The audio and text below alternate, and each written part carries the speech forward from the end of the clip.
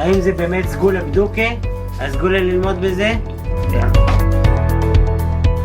Erev Tov and good evening. We're in the Zera Shimshon on Parshas Vayechi. We're going to do Os Ches, section number 8. Before we begin, we're going to look at a few psukim from the Parsha. The first pasuk is from very close to the beginning of Parshas Vayechi. It is Perek Mem Zayin pasuk Lamed. And this is where Yaakov Avinu makes the request to his son Yosef to be buried back in Eretz Canaan, not to be buried in Egypt, not to be buried in Mitzrayim. So the pasuk says, "V'shochavti im avosai," and when I will lie with my fathers, which means what Yaakov says when I die, unisasani mi Mitzrayim, and you will carry me from Egypt, ukavartani bikfurasam, and bury me in their burial place, which of course is Maras HaMachpelah. Vayomar Anochi esechid varecha, and Yosef responded, I will do according to your words. So in that pasuk, Yaakov Avinu makes this very important and momentous request to Yosef and insists upon being brought back after his death, having his body brought back after his death to Maras HaMachpelah in Eretz Canaan and to be buried there, and Yosef commits to do that. Now we're going to move ahead several psukim later. This is Perek Mem Ches, pasuk Hey. And now Yaakov's going to talk about the fact that Yosef's two sons will each get an inheritance in the land of Eretz Yisrael when the Jewish people come there. This is psukim Hey through Zion. Ve'ata, and now Shnei vanecha hanolodim lecha be'eretz Mitzrayim. Yaakov says to Yosef, your two sons who were born to you in Eretz Mitzrayim, in the land of Mitzrayim, ad boi elecha Mitzrayim, before I came to you here in Mitzrayim, li haim, they belong to me. Ephraim u'Menashe ki Reuven v'Shimon yiyuli. Ephraim and Menashe will have their own tribes. Each will have his own shevet, just like Reuven and Shimon. And the children that you have after them will be yours. They will receive an inheritance based on their brothers Ephraim and Menashe, their portions of the land in Eretz Canaan. And now the next pasuk Zion. Va'ani bivoi mi Padon, and I, Yaakov Avinu says, when I was coming from Padan Aram, Mesa alai Rachel. Rachel died be'eretz Canaan baderech. She died along the way to Eretz Canaan. Be'od kivras Eretz Lovo Ephrasa, while there was still a short distance to go to the town of Ephros, ve'ekbir Hashem b'derech Ephros, and I buried her there on the way, on the derech to Ephros, he Beis Lochem, which is synonymous with Beis Lochem. So those are the psukim that we need to see. The Zera Shimshon is going to talk about those psukim, and we'll begin right now in Os Ches. You'll see he'll start right with the latter of the psukim that we read. Pasuk. The Zera Shimshon starts by quoting a pasuk, "Va'ani bevoi mi Padon," and I, when I came from Padon. In that pasuk, Yaakov talked about the fact that Rachel died, and he buried her right there by the side of the road, a little distance from Ephros. Perish Rashi. Rashi explains. Now here, the Zera Shimshon is going to be very selective in his quote from Rashi, and we'll have to fill in some of the blanks. He is expecting us to know these Rashis very well, and so he only kind of tells us a little bit about what Rashi says, and we'll fill in the missing lacuna. Afal pisha ani matriach alecha, even though I am troubling you, Yaakov says to Yosef, lo holicheni lehikaver v'chuli, to take me, to bring me, and to bring my body back to Eretz Canaan and to bury me there in Maras HaMachpelah, even though that's what I have asked you to do and you've committed to do so. V'lo kocha sisi le'imcha, I did not do this for your mother. I did not do this for Rachel. Meaning, that according to Rashi, Yaakov was very open with Yosef at this time to say to him, I'm asking you to do something for me. I already have asked you. You've already committed to do something for me that I did not do for your mother, Rachel. I did not bring her to burial in the Maras HaMachpelah, which certainly Yaakov understood that Yosef would have thought that would be preferable and would have been appropriate. So Yaakov Avinu tells him, I did not do that, but I am asking you to do it. Now, Rashi, Zera Shimshon leaves out the rest of Rashi, in which Rashi goes on to explain why Yaakov did that. And Yaakov Avinu explained to Yosef, why did I bury her right in that spot and not bring her to Maras HaMachpelah? Because Hashem told me that she needed to be buried there, because in the future, after the Chorban Bayis Rishon, after the destruction of the first Beis HaMikdash, when the Jewish people will be going off into exile in Bavel, they would pass by this exact spot of Kever Rachel, and Rachel would be able, the neshama of Rachel would be able to daven to Hashem with tremendous passion and urgency and love for the Jewish people, and daven to Hashem and say, Hashem, the Jewish people are going into exile, but please bring them back to the land. And Hashem wanted that to happen, and in fact acceded to Rachel Imenu's request to bring them back after the exile to Bavel, so that the Jews were able to come back and return to the land and build the second Beis HaMikdash. So Yaakov Avinu, according to Rashi, explained all of that to Yosef. Now continuing, Koshe, this is difficult. Lama lo omar ze Yaakov miyod le'el. Why didn't Yaakov say this explanation about why he buried Rachel where he did earlier, when he made the original request to Yosef to bring him back for burial in Maras HaMachpelah? Kisha Omar, when he said, Unisasani mi Mitzrayim ukvartani, and you will bring me back and carry me back from Mitzrayim and bury me in Eretz Canaan, v'chule, etc. Ve'oz hayolo lomar va'ani bivoi. Then at that time, when he made the request to Yosef originally, that's when it seems Yaakov should have asked, Yaakov should have explained to Yosef why he buried Yosef's mother Rachel by the side of the road near Ephras and did not bring her down to Maras HaMachpelah. That would have been the appropriate spot to have the conversation, the discussion.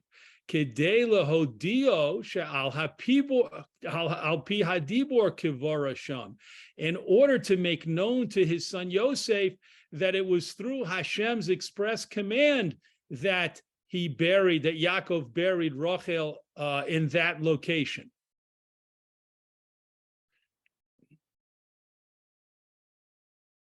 Top of the next column. V'yesh lomar. Oh, sorry. Let us make sure we understand the question. So the question, which is a very powerful question, is why did Yaakov wait and delay his explanation to Yosef about why he buried Rachel where he buried her and didn't bring her to Maras HaMachpelah? Why did he wait till later when he told Yosef about the fact that Yosef's two sons would each have their own tribe and would each receive an inheritance, a nachal, in the land of Eretz Canaan? Why did he wait to do it then? Why didn't he tell him in relation to his request to Yosef to be buried back in Eretz Canaan? That would have seemed the perfect time when he said to Yosef, please bring my body back and bury me in Eretz Canaan. That's when he should have said to Yosef, and let me now explain to you why I did not do this for your mother Rachel and why I buried her where she did based on Hashem's command. Yosef didn't say it then. He delayed and waited to say it when he told Yosef about the news about his two sons, Ephraim and Manasseh, having their own inheritances in the land of Eretz Canaan. So that's the question, and the Zera Shimshon is going to begin to answer at the top of the next column. V'yesh lomar, and we can say, Didafka hocha shayach lomar zeh, that specifically at this point in time, when Yaakov told Yosef about his sons, Ephraim and Menashe, and their double inheritance, that specifically was actually the appropriate time, the most appropriate time. V'lo le'el, and not previously. So the Zera Shimshon is telling us up front, once we understand what's really going on here, we'll see that it's the opposite of what we would have expected in terms of when Yaakov spoke to Yosef about why he buried Rachel where he buried her. Shahare Kosav Haramban Parshas Toldos. The Zera Shimshon says we need to know what the Ramban wrote in Parshas Toldos. Shahatam Shenosa Yaakov Shtei Achoyos. The reason Yaakov was allowed to marry two sisters, which is normally something forbidden by Torah law, Mishum Shaham Mitzvos Lo Hayu Shomrim Osan Ha'avos. It's because the Avos, the patriarchs, Abram, Yitzchak, and Yaakov, did not observe the mitzvos in a way that they felt was an obligatory way, Ela be'eretz Yisrael, except in Eretz Yisrael. Why? Shahakodesh Baruch Hu Nikra Elokei Haaretz, because Hashem is referred to as the God of Eretz Yisrael, the God of the land, the God of Eretz Yisrael. Hashem has a direct connection to Eretz Yisrael. Aval bechutz la'aretz, outside of the land of Israel, han hagosa al yedei sorim. The conduct of affairs and what happens in all of the places in the world outside of Eretz Yisrael is under the leadership of ministering angels and not of Hashem's direct hashgacha pratis. Ad kan lashono, until here is a quote from the Ramban. So the first point the Zera Shimshon wants to make for us and establish for us is based on this famous teaching in the Ramban that the Avos kept the mitzvahs of the Torah in Eretz Yisrael, but did not feel an obligation to do so outside of Eretz Yisrael because of Hashem's special connection to the land, as opposed to his lesser connection to the lands outside of Eretz Yisrael. Continuing, Umishum hachi, and because of this, moving on to the next page, mitechila hayoyochol Yosef lisaretz. Because of this concept, which the Ramban elucidated for us, Yosef could have explained to himself the question that must have bothered him about why his father Yaakov buried Rachel by the side of the road and not in Maras HaMachpelah, shemishum tam zeh, mamish mesa Rachel bicha nisasa la'aretz. It must be, Yosef would have thought, that specifically for this reason, Rachel died when the family came back and entered Eretz Yisrael. V'lo nikbara be'ir ela baderech, and she wasn't buried in the city; she was buried right by the side of the road. Kemoshe Kosav Haraim, as the commentator Rabbi Eliyahu Mizrahi explains on Rashi. The Ayin Sham, and look there in the parish of the Ra'im. So the Zera Shimshon says to us that Yosef assumed that he understood why his mother Rachel was buried where she was buried, and it was because she died in that spot specifically because Yaakov Avinu could not enter the land of Eretz Yisrael married to two sisters. Yaakov Avinu would be violating a Torah law if he did that, and therefore Rachel, the later of the two wives of the two sisters that he married, died at that point, and therefore it was appropriate for Yaakov Avinu to bury her there in a spot that was considered just outside of formal Eretz Yisrael or just at the beginning of entering Eretz Yisrael, and not to continue on and to bring her body for burial in Maras HaMachpelah. So the Zera Shimshon says that was Yosef's assumption until other things happened, as we'll see. Next paragraph. Aval achar zeh, but after this, Kisha Amar Yaakov liYosef, when Yaakov Avinu said to Yosef, Ve'ato shnei vonecha hanoladim v'chulei, and now your two sons who were born to you in Mitzrayim before I came, and that of course refers to Ephraim and Manasseh, ki Reuven v'Shimon, they will be like Reuven and Shimon to me. Yikaru b'nachalosam, and they, the other children that you have, will receive their inheritance along with Ephraim and Manasseh, but Ephraim and Manasseh will have each their own inheritance in the land of Canaan. Later on, Yaakov explained that to Yosef, and we read those psukim.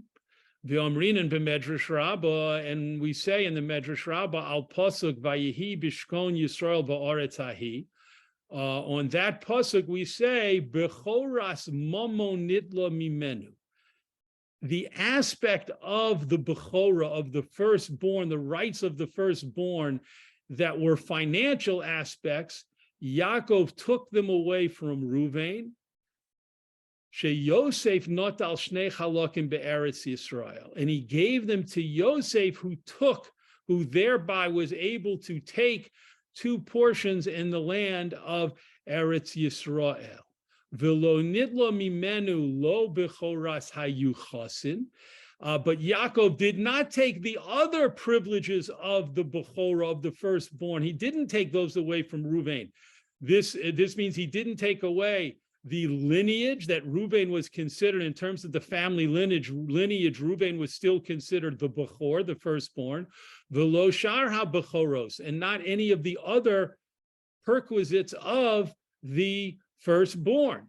So the Medrash Rabbah, the Zera Shimshon, is bringing it down to explain to us that Yaakov Avinu did make a decision to take one important element of the firstbornship and take it away from Reuven and give it to Yosef, and this entitled Yosef to receive, his family to receive 2 shares, a double portion in the land of Eretz Canaan. A double portion of the inheritance is, according to Torah law, goes to the Bechor, goes to the firstborn son.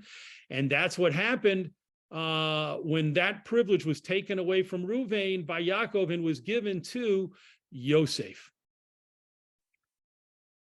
But the other privileges of the Bechorah remained with Yosef. Dichsiv, as the pasuk says, Bechor Yaakov Reuven. The firstborn of Yaakov was Reuven, and that stayed true for all time. V'lama nidna zos ha-Bechorah li-Yosef. And why, in fact, did Yaakov take away this aspect of double a portion from the privileges of the firstborn of Reuven and give it to Yosef? Why did he decide to do that? Kosvu ha-meforshim, the meforshim write, shahatam hu, the reason he chose to give it to Yosef is lefi shahatipo harishona shehotzi Yaakov beleah, when Yosef was intimate with Leah for the very first time, he was thinking in his mind that he was with Rachel. So even though Yaakov Avinu was in fact, of course, with Leah, he was given Leah in place of Rachel. We know that, but Yaakov didn't know that at the time. Yaakov thought he was with Rachel at the time. And therefore, in his mind, he was being intimate with Rachel, and his machshava was that Rachel would have his firstborn son. She would have the Bechor. Of course, Leah, in the end, was the person the wife who he was with, and he only was able to marry Rachel later. And Leah's firstborn son became the Bechor. However, in Yosef's mind, there was always an aspect of the firstbornship that he felt should go not to Leah's firstborn, but to Rachel's firstborn, and that was Yosef. And that is why he chose to give the one aspect of the firstborn privileges to Yosef. Ve'im Rachel lo hayasamu teres lo ela b'chutz la'aretz. And if it is in fact true that Rachel was only permitted to him outside of Eretz Yisrael, but not inside of Eretz Yisrael, Umitam ze mesa baderech, and it is for this reason that she died by the side of the road before formally, or either before or upon formally entering the land of Eretz Yisrael. If that's why she died, bevadai shelo ha'yinosein leYosef. Certainly, Yaakov Avinu would not have given to Yosef Zos habechora, this specific aspect of the firstbornship, shall nachalas Eretz Yisrael, of a double inheritance in the land of Eretz Yisrael. That wouldn't have made sense. Ela ezo bechora acheres. Yaakov could have given Yosef some other privilege of the firstborn, and not the privilege specifically of a double portion in Eretz Yisrael. Hoil she Yosef nolad mi Rachel, since Yosef was born from Rachel, shehoyasa asura lo ba'aretz, who was forbidden to be his wife in Eretz Yisrael. So let's pause now. The Zera Shimshon's explaining now, so to speak, the crux of the matter. In Yosef's mind, once Yaakov said to him, your two sons, Ephraim and Menashe, will each have his own tribe, and each of them will receive a portion of the land of Eretz Canaan and Eretz Yisrael, which means, Yosef, you're getting the firstborn privilege of a double portion of my inheritance of the land of Eretz Yisrael. When Yaakov said that to Yosef, Yosef suddenly had a tremendous moment of enlightenment in which he realized that his previous reasoning was incorrect. It can't be that Rachel was forbidden to my father in Eretz Yisrael, and that's why she died before coming into the land, and that's why he didn't take her to bury her in Maras Machpelah.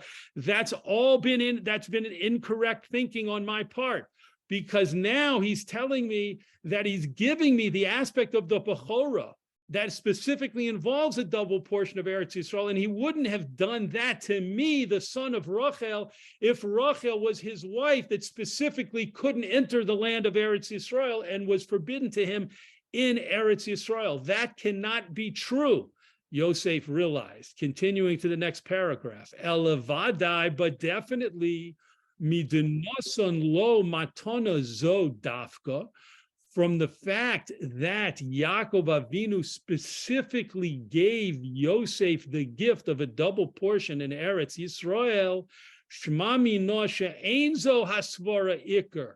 We learn from this, Yosef learned from this, that this whole reasoning about Rachel Imenu being forbidden because she was the second of two sisters and she had to die before she entered Eretz Canaan cannot be primarily correct. Ela Rachel hayusa muteres legamre leYaakov. But in truth, Rachel was fully permissible to Yaakov, and he could have remained married to her in Eretz Yisrael. And now the Zera Shimshon is going to give us one of two reasons why this new fact is true. O mishum she'al pi hadibor nisa'a, and this would be true that Yaakov could have stayed married to Rachel in Eretz Yisrael either because he married her al pi hadibor through a specific nevuah, specific message from Hashem that he should marry her, in which case any ideas in his own mind that such a thing would be prohibited would be overridden by the nevuah from Hashem. O mishum, or possibly because of a different reason, because when a person converts, kekotan shenolad domi, that individual who converts becomes like a newborn child. And how would that relate to Leah and Rachel? Leah and Rachel converted before they married Yaakov. In order for Yaakov to be able to marry them, they had to convert. When each of them converted, they became like a new person, and they were no longer considered sisters. Each of them were no longer considered tied to their previous family, and they were no longer considered sisters to each other. And therefore, after they converted, it was permissible from the beginning.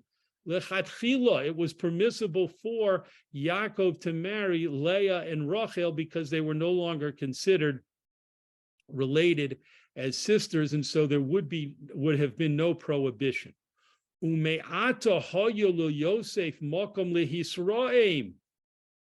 And now that Yosef had this epiphany and this new understanding, now he could be questioned and complain about the fact that Rachel was buried where she was buried and by the side of the road, and that Yaakov, his father, did not bring her for burial in Maras HaMachpelah.